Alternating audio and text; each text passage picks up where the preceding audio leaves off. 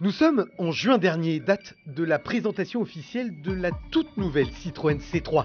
Le constructeur français a choisi Lyon et les bords du Rhône pour dévoiler à l'ensemble de la presse la troisième génération de sa citadine vedette. C'est un jour important pour Citroën, les principaux acteurs de la direction se préparent pour cet événement mondial. Nous sommes à quelques minutes du lancement. C'est un événement très important pour nous. Donc c'est un événement, le lancement d'une nouvelle C3. Donc pour moi, oui, je suis à l'aise, on fait quelques blagues, donc effectivement, c'est contracté. C'est contracté. Décontracté sans doute, Linda Jackson, la directrice générale de Citroën, et Xavier Peugeot, le directeur du produit, semblent confiants. Une sérénité peut-être de façade, car l'enjeu est important. Citroën remplace aujourd'hui une citadine vendue jusqu'alors à plus de 3,5 millions d'exemplaires. Un moment fort. Remplacer une C3, c'est quelque chose de très fort pour la marque. Un véhicule qui compte énormément pour nous, donc oui, c'est un moment fort. Il y a de l'enjeu ? Bien sûr, il y a un enjeu à tous les points de vue. Et puis, oui, juste avant de monter sur scène, c'est... On sent le stress alors, c'est ça qui mène. Ça monte. Ouais, ça monte.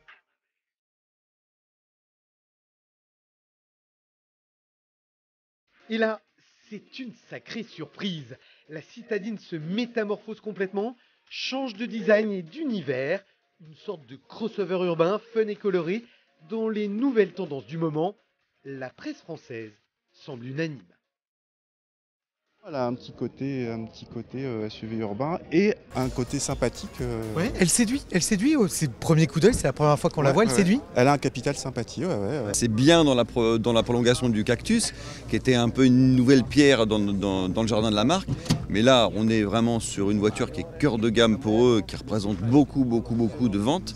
Et il y a beaucoup d'audace en design, en présentation, et ça c'est vraiment sympa. On ne s'attendait pas à ça et c'est plutôt une très belle surprise. Leur objectif était de rajeunir la marque, donc effectivement je pense que dans ce sens-là ils ont réussi, c'est courageux. Maintenant il faudra voir ce que les clients vont en penser. Et oui, la clientèle, élément clé de cette nouvelle C3. C'est la première année où la marque au chevron est séparée de DS. La nouvelle citadine doit donc marquer les esprits, se différencier, prendre le risque d'étonner une clientèle bien établie et de trouver sa place sur un marché extrêmement concurrentiel. Un défi majeur qui passe par un positionnement très précis. Quand je suis arrivé sur la marque et que j'ai vu cette voiture pour la première fois, j'ai pensé à Gap, j'ai pensé à Levi's, j'ai pensé à Ray-Ban, qui sont en fait des marques populaires, sont jamais les moins chers, c'est jamais les plus chers, et pourtant ils font aucun compromis en matière de style, etc. Et en fait c'est ce qu'on veut faire, on veut être une marque populaire mais au sens noble du terme. Donc évidemment on n'est pas premium, il y a des gens plus premium que nous, mais on n'est pas du tout low cost, donc on trouve notre place au milieu. Alors bien sûr, la nouvelle C3 sera l'une des vedettes du mondial de Paris la semaine prochaine. Mais avant sa commercialisation en novembre, le modèle a connu une longue gestation de 3 années, durant lesquelles nous avons pu suivre en exclusivité des phases importantes de développement. Retour en 2015, nous sommes à la Ferté-Vidame, une base sécurisée du groupe. Le style a longtemps travaillé ici pour imaginer la nouvelle architecture. L'idée première, c'était de révolutionner en termes de silhouette les voitures du segment, d'amener davantage de fraîcheur, davantage de modernité, de venir bousculer les codes de segment en termes de style. Et pour créer cette troisième génération, les designers se sont-ils inspirés des deux premières ? Sincèrement, on les a oubliés, je crois. On n'a jamais évoqué les anciennes C3, c'est vrai. Les sketchs sont plutôt colorés. J'ai mis des boules de billard parce que je pense que c'est la bonne image du véhicule en fait. Quelque chose de très solide qui claque, plein de couleurs. Dans le snooker, tu as 10 000 couleurs et c'est hyper solide. Voilà. Et ça part dans tous les sens. Voilà. Et pour moi, je pense que c'est l'esprit de la C3. De la couleur et de la personnalisation, voilà l'orientation souhaitée. Un modèle Biton, 9 teintes possibles, 36 combinaisons, une première à ce niveau de gamme. Durant plus d'une année, les stylistes ont apporté de nombreuses modifications de style sur des centaines de détails et cela passe par le dessin, la CAO bien sûr, mais également par de simples maquettes en polystyrène. Et là, c'est surréaliste. On va vous montrer comment faire rouler des maquettes.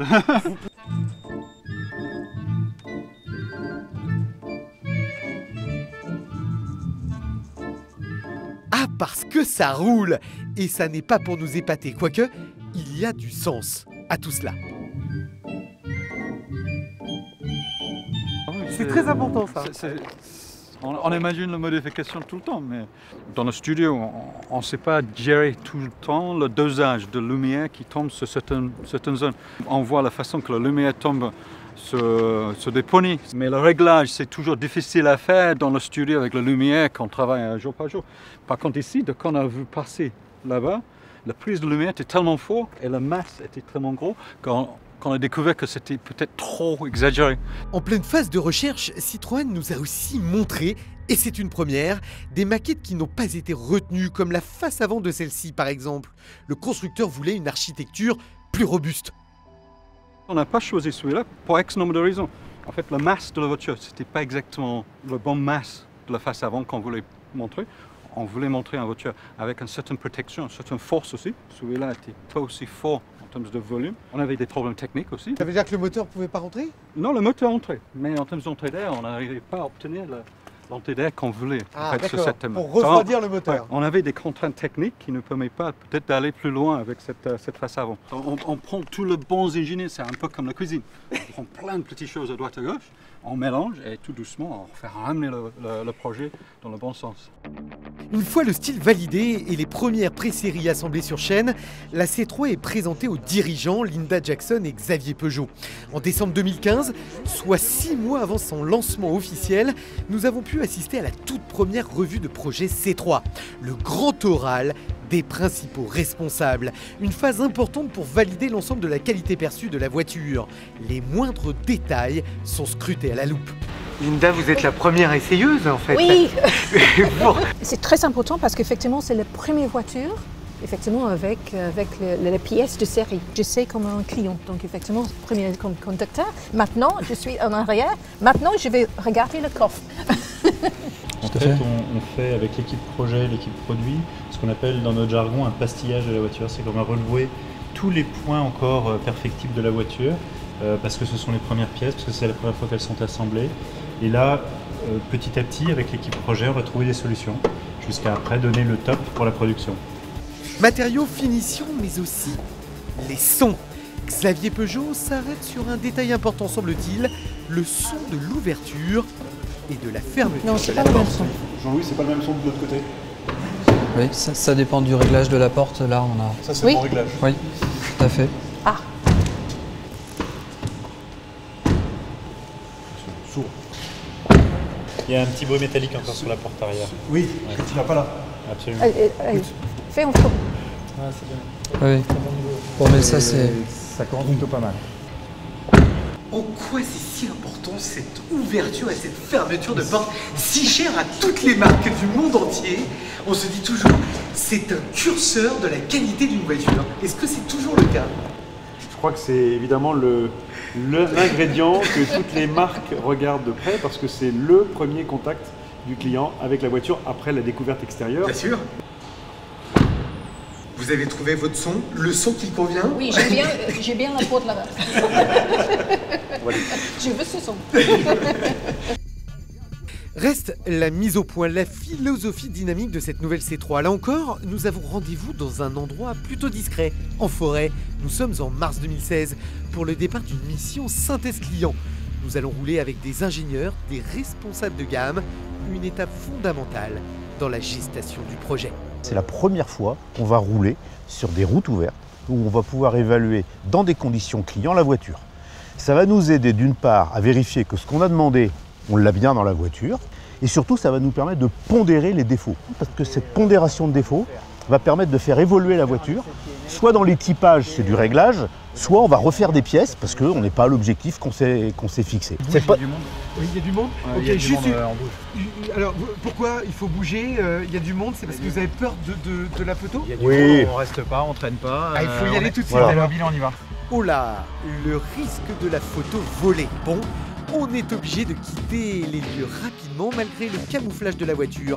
Un peu de stress, mais il y a quand même une raison essentielle.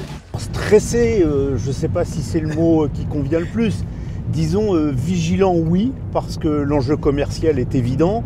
Si on se fait prendre en photo et qu'on dévoile beaucoup trop tôt la remplaçante de cette magnifique voiture qui est C3 actuellement commercialisée, on va évidemment perdre des ventes parce qu'il y a des clients qui vont se dire je vais attendre la prochaine qui évidemment sera mieux.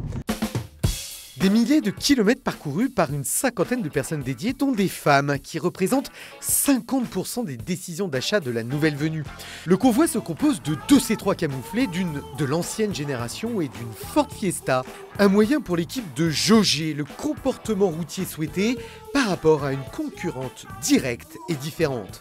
Contrairement à une Fiesta qui est peut-être typée un petit peu plus dynamique, et je pense que c'est une voiture qui sera plus confortable, plus silencieuse, plus prévenante. C'est une voiture dans laquelle il y aura du plaisir de conduite, mais ce n'est pas une voiture qui sera dédiée à la performance à tout prix sur la route. Est-ce qu'on a un point faible? La voiture qui a que des points forts, elle n'existe pas. Vous le savez aussi bien que moi, c'est votre métier. On a une valeur de marque qu'on veut défendre avec des points qu'on met en avant. Mais tout notre boulot, là, aujourd'hui, c'est de s'assurer que c'est le cas. La nouvelle C3 devrait facilement trouver sa place dans le cœur de ce marché si exigeant. Elle profite en plus d'un intérieur très affirmé qui se démarque de la concurrence. Il est plutôt original, très horizontal, avec quelques équipements novateurs comme l'intégration d'une caméra à l'avant, un gadget jeune qui alimentera sans doute les geeks des réseaux sociaux. De quelques options inédites aussi à ce niveau de gamme, comme l'alerte de franchissement de ligne ou d'angle mort sur les clignotants. Moins de 4 mètres, 5 places, la C3 disposera d'une jolie palette de motorisation, pas d'hybride, mais un prix d'attaque ultra compétitif à 12 950 € avec un PureTech essence de 68 chevaux.